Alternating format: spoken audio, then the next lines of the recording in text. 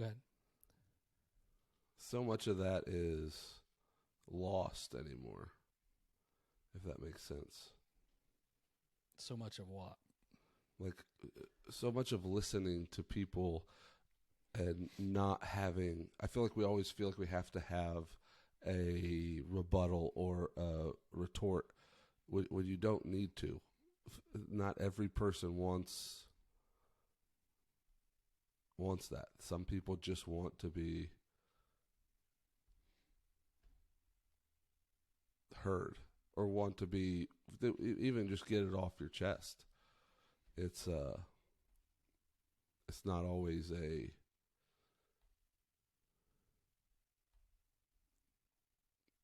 back and forth they want, but it's Yeah, I think again, people don't like that silence either. In between, right. So when somebody's explaining something to me, and I let it process. I let them actually hear themselves, let the reverberation of their voice before I jump in. And there's a space, and one of my sayings is that learning happens in between the words. It's in the silent parts, because that's very true. It's difficult to be hammered with things and absorbing it in a way that you're not waiting for the next thing. Exactly. So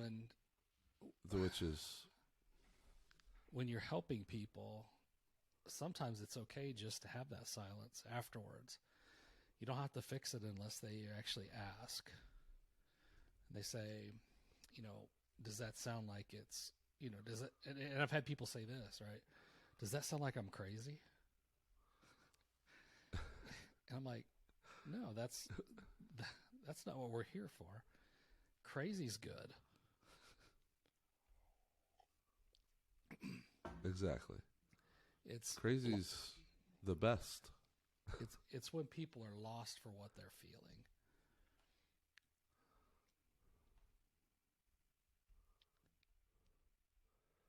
Which, I mean, I feel like a lot of us are lost with feeling, like with what we're feeling. I know I've been where I have no clue what, like I'm almost mad at myself because I don't know what to do. I don't know what I'm feeling. I don't even know what I'm thinking, but it's just, there's so much going on half the time in my mind that I have to get some of it out. You know what I mean? Like some of it needs to come out. I don't need an answer or a fix for all the stuff that comes out. Just need it to be out. Yeah, well, let's just say it's emptying the sponge. Right. In the way that we're talking about it. So when people actually hear themselves, right, I think that's where they can also, that in the pause is where they start to process what they just said. Right. And then that gives them the space of, again, not being right or wrong, just being. And it also, exactly. for me, it makes, one of the most important things for this that I've seen is connecting for the heart to hear what the brain is doing, or the ego.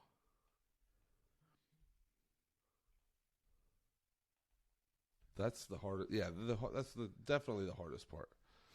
Is having the brain and the ego, or the brain and the heart talking to one another. Right. And that's what I do my work. That's how I work with people. We get the heart open, then we have the brain kick in, and then it's like, well, that doesn't even make any sense, because if you're listening, where you're listening from or feeling from.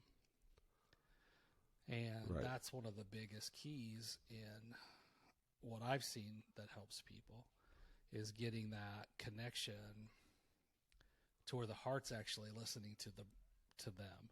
So it's actually a conversation between their mind and their heart. Right. And that's when the little things, the little light bulbs come on. Mm-hmm. You know, and I use this analogy Which too, is when we train horses. You give a horse something to do. You give them a task. You give them something that you want them to do. You can't not let them process it. And and with animals, you can see that there's a physiological response when they actually get it. Okay. And it's the same with... Well, that makes sense, yeah. It's the same with a person, is when they hear that, they'll change their posture. They'll take a deep sigh. There's these little signs that, you know, you can see, or they'll just, their eyes will go like up. They'll be like, oh, did I just say that? But until those things happen, you can't give them more information to help them. You can, right? But it's going to be filling the wrong, not the positive side of the sponge, let's say. Yeah, we don't want to fill the negative side. And then if we don't do something productive, then it could go into the negative as soon as they start to hear, like, or stop hearing. Right. And to be like Charlie Brown's teacher. Wah, wah, wah, wah, wah, wah. That's once you overwhelm somebody, that's what they're going to be listening to. Exactly. Which is not what anybody wants to listen to. No, I would say not. So I think that's why, the main reason is why we don't receive positive. And that was when I was writing this out and I'm doing all these questions. I'm like, we do receive a lot, but it's usually the negative stuff. But that's what we're taught. You know, and I know in sports, you know, we've had your coaches or your parents say, man, that was an amazing game. You could have done this different. Right? Yeah. If you'd have only whatever. And I think we could probably turn that around. Or wait until after, you know, like after the game, say, man, that was an amazing game. And then like a day or two later saying, you want to walk over some things that I found during the game that I thought would be cool to see if you and I agree on, or something like that, right? Let them in the conversation. Yeah. But, you know, when I work with people about this, especially receiving, is it's funny how we also go into the default of what we've done in the past. So even if it doesn't work, there's a familiarity or a comfort to it. So when that happens, again, that shuts off the positive receiving, even from ourselves. Right. Mm-hmm. Because we filled the sponge back up again, right? Right, yeah. So you got your positive bucket, your negative bucket. If things go wrong, we start dipping it in the negative bucket. It's like, oh, my sponge is full again. Sorry, I can't help you. Yeah. Which is the worst, really. Like, nobody wants to backslide, but we all have done it, and we all will continue to do it. So, yeah, it's just. So if we add some tools, right, that of how to stop doing that, let's say. So we need to, and we touched on this a little bit. We need to engage the heart, and the ego is to protect us. A lot of times, it does a wonderful job of it. Sometimes it's way too good at it. But if we can start to filter our communication through the heart and then through the brain versus through the brain down through the heart, and there's ways of doing that. Right. If we can do that, then we're going to be a lot less. We're going to receive a lot less negative stuff. So, right. If the mind kills the heart, it's been broken so many times, the heart will start to check in with the mind more often. Okay. And what I find that is, which is what we want. No. We don't want the heart to check in with the mind. Oh, I'm thinking opposite way. Right. So it goes into... That's okay. It goes into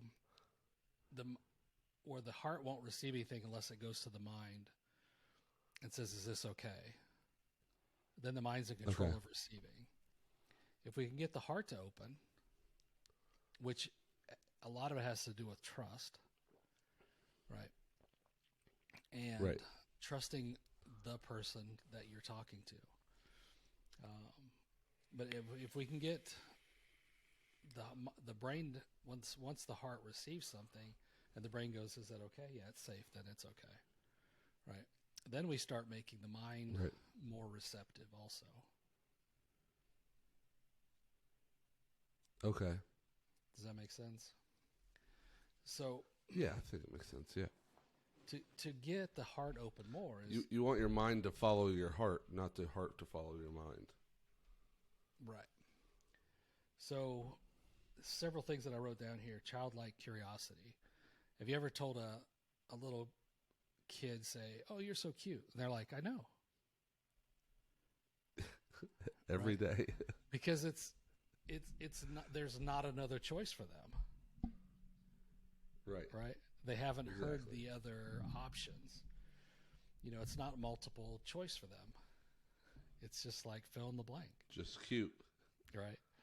And the other thing that I found for me, it works super, super well, is just get into nature.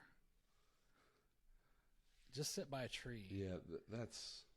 Or pet a puppy, or walk barefoot, earthing, grounding, all this stuff. Excuse me. It's very hard to be depressed if you're hugging a tree. Or watching some ants crawl across Unless there's ground. A bunch of spiders on it. That's different than depression. The other thing, so we've got childlike curiosity. Just believe in yourself, right? Don't take what other people say, especially people you don't even care about, what they say about you as being anything other than just their opinion, right? Get back into nature. Give more. That's a huge way to get your heart open. Just give more. Yeah. And I don't mean, it doesn't have to be money. It could be money. It could be a drawing. It could be a letter. It could be a smile. You know, just give more. Right. Yeah, and that's all you need to do.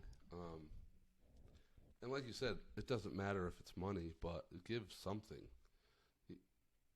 The more you give, the more you receive. And I think that's karma, you know, is a big...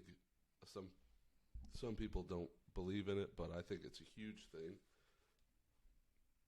And it's just hard to...